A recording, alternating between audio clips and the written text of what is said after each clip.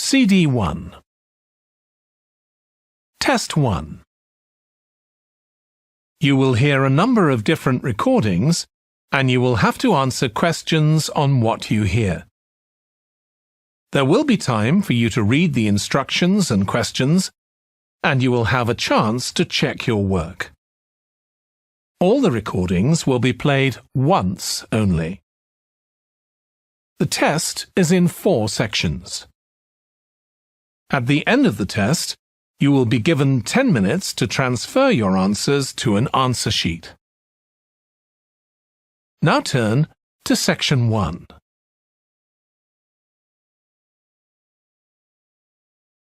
Section 1.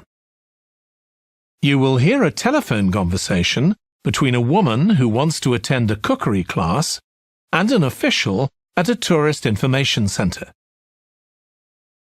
First, you have some time to look at questions 1 to 6.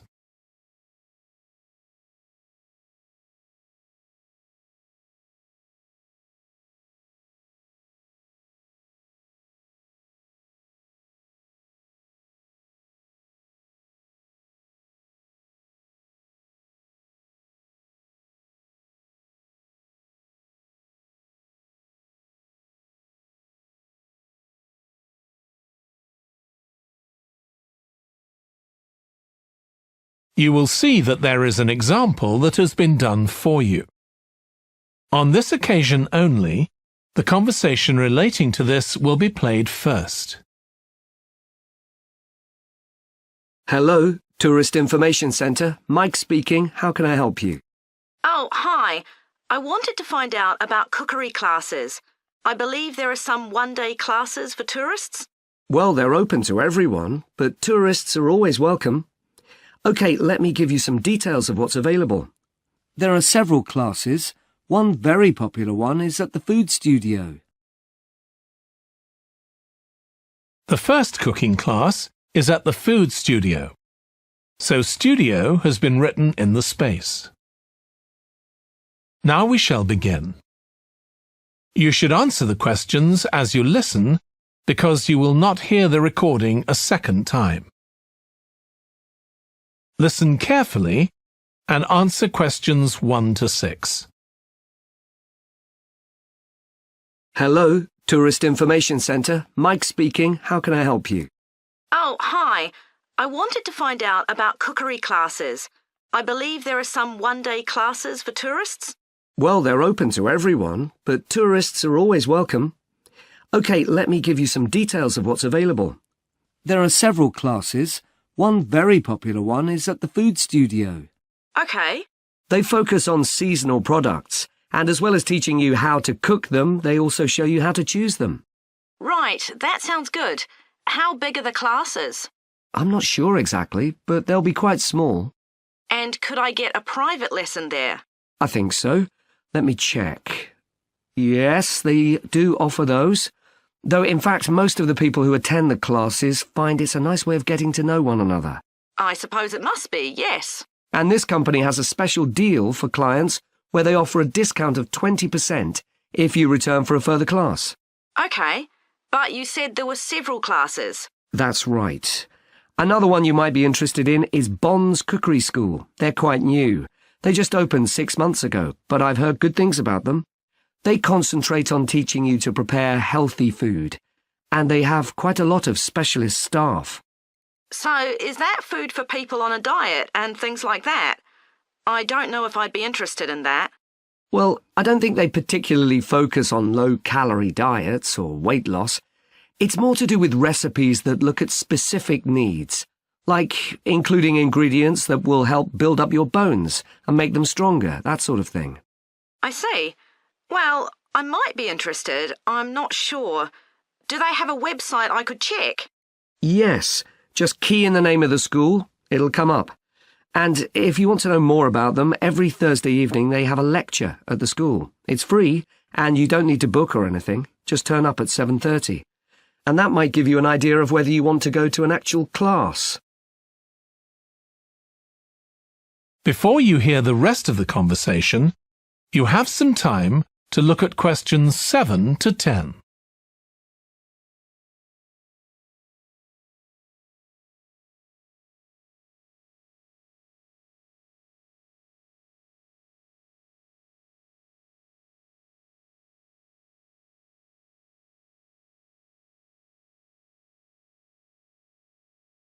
Now listen and answer questions 7 to 10. OK, there's one more place you might be interested in. That's got a rather strange name. It's called the Aretsa Centre. That's spelled A-R-R-E-T-S-A. OK. They've got a very good reputation. They do a bit of meat and fish cookery, but they mostly specialise in vegetarian dishes. Right. That's certainly an area I'd like to learn more about. I've got lots of friends who don't eat meat. In fact, I think I might have seen that school today. Is it just by the market? That's right. So they don't have any problem getting their ingredients. They're right next door. And they also offer a special 2-hour course in how to use a knife. They cover all the different skills, buying them, sharpening, chopping techniques. It gets booked up quickly, though, so you'd need to check it was available.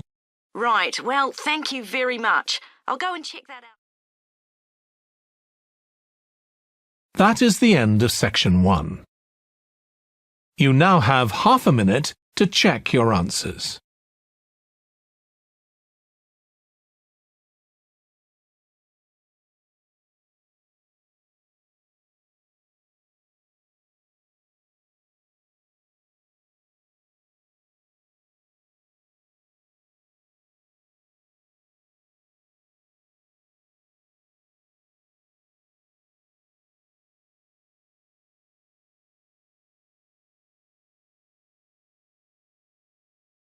Now turn to section 2.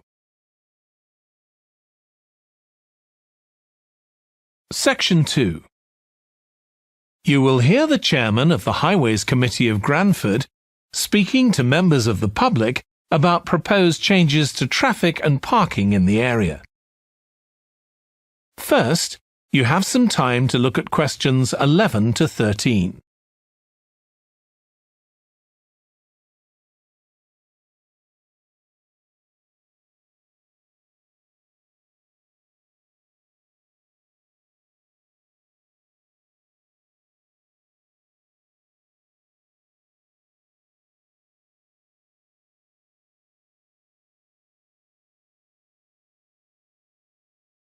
Now listen carefully and answer questions 11 to 13. Good evening, everyone. My name's Phil Sutton, and I'm chairman of the Highways Committee. We've called this meeting to inform members of the public about the new regulations for traffic and parking we're proposing for Granford. I'll start by summarising these changes before we open the meeting to questions. So, why do we need to make these changes to traffic systems in Granford?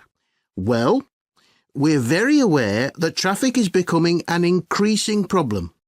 It's been especially noticeable with the increase in heavy traffic while they've been building the new hospital. But it's the overall rise in the volume of traffic of all kinds that's concerning us. To date, there's not been any increase in traffic accidents, but that's not something we want to see happen, obviously. We recently carried out a survey of local residents, and their responses were interesting. People were very concerned about the lack of visibility on some roads due to cars parked along the sides of the roads. We'd expected complaints about the congestion near the school when parents are dropping off their children or picking them up. But this wasn't top of the list, and nor were noise and fumes from trucks and lorries, though they were mentioned by some people. We think these new traffic regulations would make a lot of difference, but we still have a long way to go. We've managed to keep our proposals within budget, so they can be covered by the council. But of course it's no good introducing new regulations if we don't have a way of making sure that everyone obeys them. And that's an area we're still working on with the help of representatives from the police force. Before you hear the rest of the talk, you have some time to look at questions 14 to 20.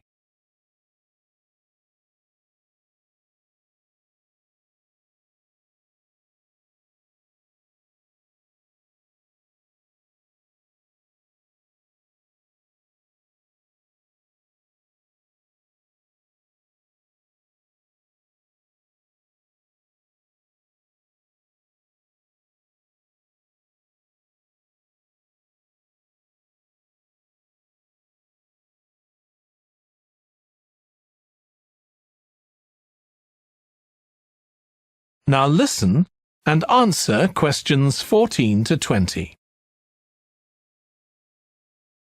OK, so this slide shows a map of the central area of Granford with the High Street in the middle and School Road on the right.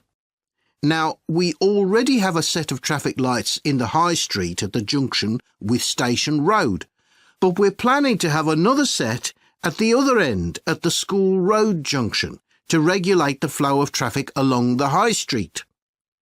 We've decided we definitely need a pedestrian crossing. We considered putting this on School Road just outside the school, but in the end we decided that could lead to a lot of traffic congestion. So we decided to locate it on the High Street, crossing the road in front of the supermarket. That's a very busy area, so it should help things there. We're proposing some changes to parking. At present, parking isn't allowed on the High Street outside the library, but we're going to change that and allow parking there, but not at the other end of the High Street near School Road. There'll be a new no parking sign on School Road just by the entrance to the school, forbidding parking for 25 metres. This should improve visibility for drivers and pedestrians, especially on the bend just to the north of the school. As far as disabled drivers are concerned, at present they have parking outside the supermarket, but lorries also use those spaces, so we've got 2 new disabled parking spaces on the side road up towards the bank. It's not ideal, but probably better than the present arrangement. We also plan to widen the pavement on School Road. We think we can manage to get an extra half metre on the bend just before you get to the school, on the same side of the road. Finally, we've introduced new restrictions on loading and unloading for the supermarket, so lorries will only be allowed to stop there before 8 a.m. That's the supermarket on School Road. We kept to the existing arrangements with the High Street supermarket. OK, so that's about it. Now, That is the end of section 2. You now have half a minute to check your answers.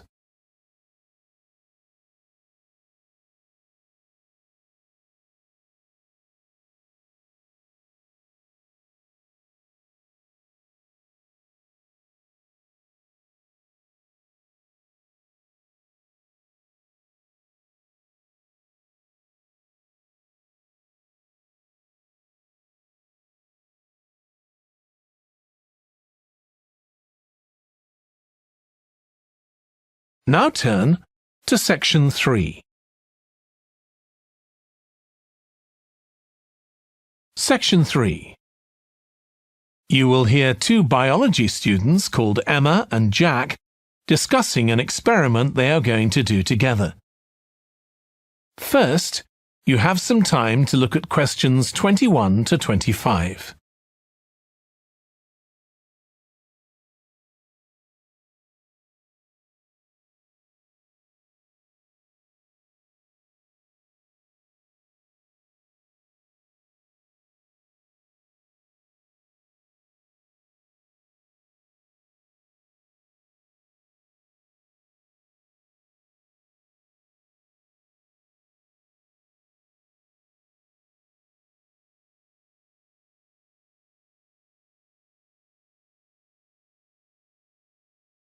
Now listen carefully and answer questions 21 to 25.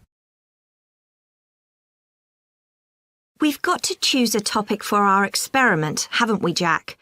Were you thinking of something to do with seeds? That's right. I thought we could look at seed germination, how a seed begins to grow. OK. Any particular reason? I know you're hoping to work in plant science eventually. Yeah, but practically everything we do is going to feed into that. No, there's an optional module on seed structure and function in the 3rd year that I might do. So I thought it might be useful for that. If I choose that option, I don't have to do a dissertation module. Good idea.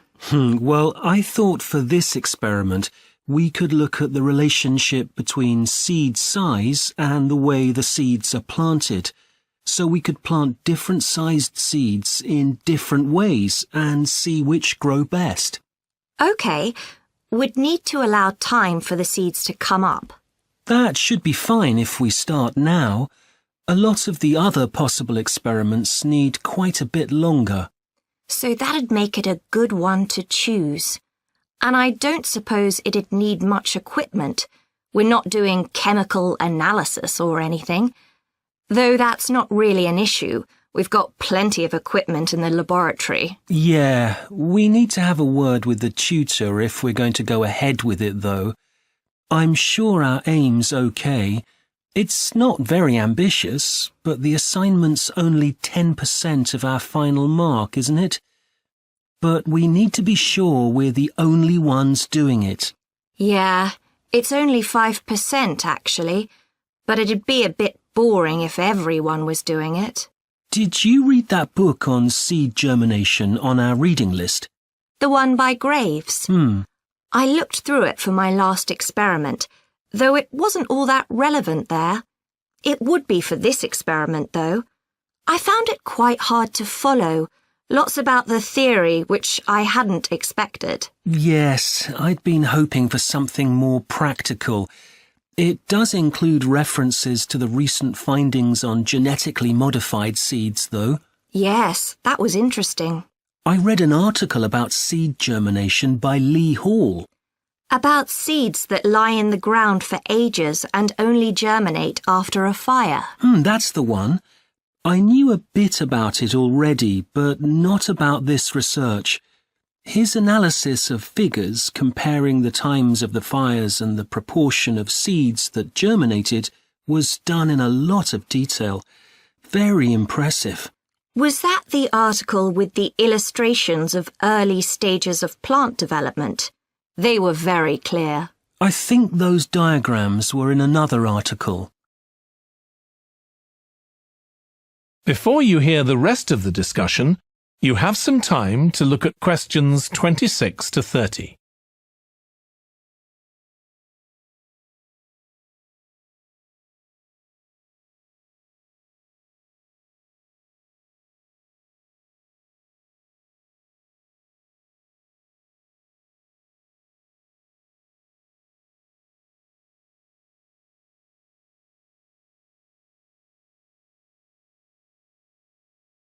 Now listen and answer questions 26 to 30.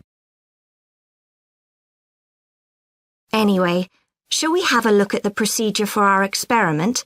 We'll need to get going with it quite soon. Right. So the first thing we have to do is find our seeds. I think vegetable seeds would be best, and obviously they mustn't all be the same size. So how many sorts do we need? About 4 different ones? I think that would be enough. There'll be quite a large number of seeds for each one. Then for each seed, we need to find out how much it weighs and also measure its dimensions. And we need to keep a careful record of all that. That'll be quite time-consuming. And we also need to decide how deep we're going to plant the seeds, right on the surface a few millimetres down, or several centimetres. OK, so then we get planting. Do you think we can plant several seeds together in the same plant pot? No, I think we need a different one for each seed. Right. And we'll need to label them. We can use different coloured labels. Then we wait for the seeds to germinate. I reckon that'll be about 3 weeks, depending on what the weather's like. Then we see if our plants have come up and write down how tall they've grown.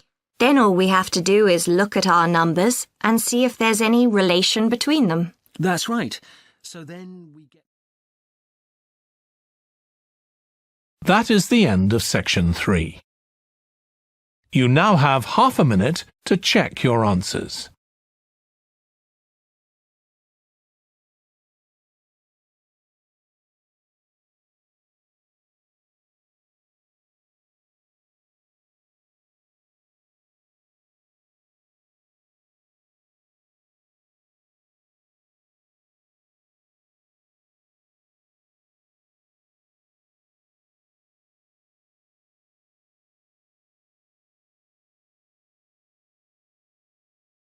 Now turn to Section 4. Section 4.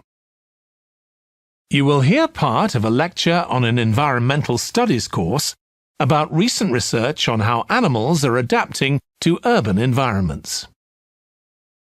First, you have some time to look at questions 31 to 40.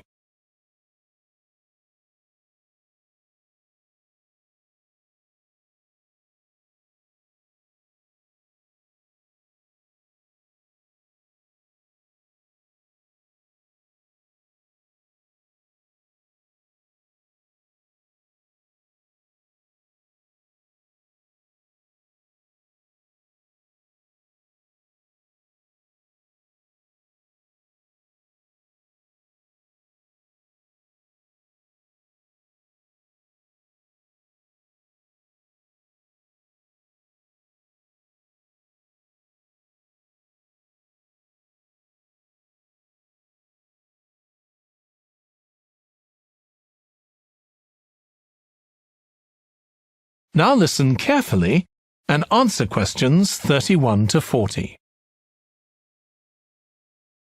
Hi. Today we're going to be looking at animals in urban environments, and I'm going to be telling you about some research on how they're affected by these environments. Now, in evolutionary terms, urban environments represent huge upheavals, the sorts of massive changes that usually happen over millions of years. And we used to think that only a few species could adapt to this new environment. One species which is well known as being highly adaptable is the crow, and there have been various studies about how they manage to learn new skills. Another successful species is the pigeon, because they're able to perch on ledges on the walls of city buildings, just like they once perched on cliffs by the sea. But, in fact, we're now finding that these early immigrants were just the start of a more general movement of animals into cities, and of adaptation by these animals to city life. And one thing that researchers are finding especially interesting is the speed with which they're doing this. We're not talking about gradual evolution here. These animals are changing fast. Let me tell you about some of the studies that have been carried out in this area. So, in the University of Minnesota, a biologist called Emily Snellrud and her colleagues looked at specimens of urbanized small mammals such as mice and gophers that had been collected in Minnesota and that are now kept in museums there. And she looked at specimens that had been collected over the last 100 years, which is a very short time in evolutionary terms. And she found that during that time, these small mammals had experienced a jump in brain size when compared to rural mammals. Now, we can't be sure this means they're more intelligent, but since the sizes of other parts of the body didn't change, it does suggest that something cognitive was going on. And Snellrud thinks that this change might reflect the cognitive demands of adjusting to city life, having to look in different places to find food, for example, and coping with a whole new set of dangers. Then over in Germany, at the Max Planck Institute, there's another biologist called Katharina Miranda, who's done some experiments with blackbirds living in urban and rural areas. And she's been looking not at their anatomy, but at their behavior. So, as you might expect, she's found that the urban blackbirds tend to be quite bold. They're prepared to face up to a lot of threats that would frighten away their country counterparts. But there's one type of situation that does seem to frighten the urban blackbirds, and that's anything new, anything they haven't experienced before. And if you think about it, that's quite sensible for a bird living in the city.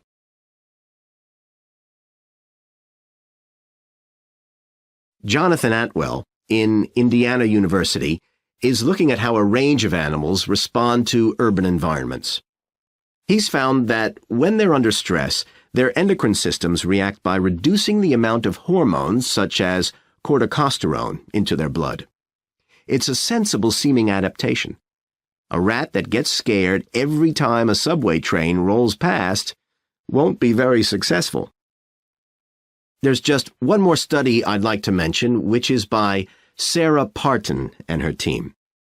And they've been looking at how squirrels communicate in an urban environment, and they've found that a routine part of their communication is carried out by waving their tails.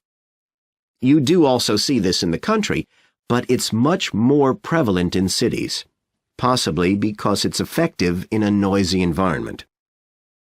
So, what are the long-term implications of this? One possibility is that we may see completely new species developing in cities. But on the other hand, it's possible that not all of these adaptations will be permanent. Once the animal's got accustomed to its new environment, it may no longer need the features it's developed. So now we've had a look at adaptation. That is the end of section 4. You now have half a minute to check your answers.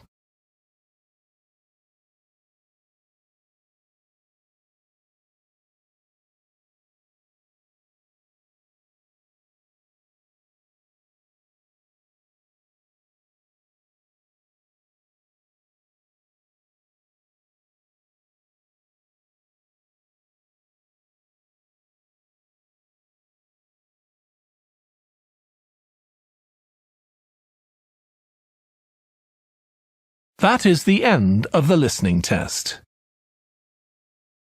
In the IELTS test, you would now have 10 minutes to transfer your answers to the answer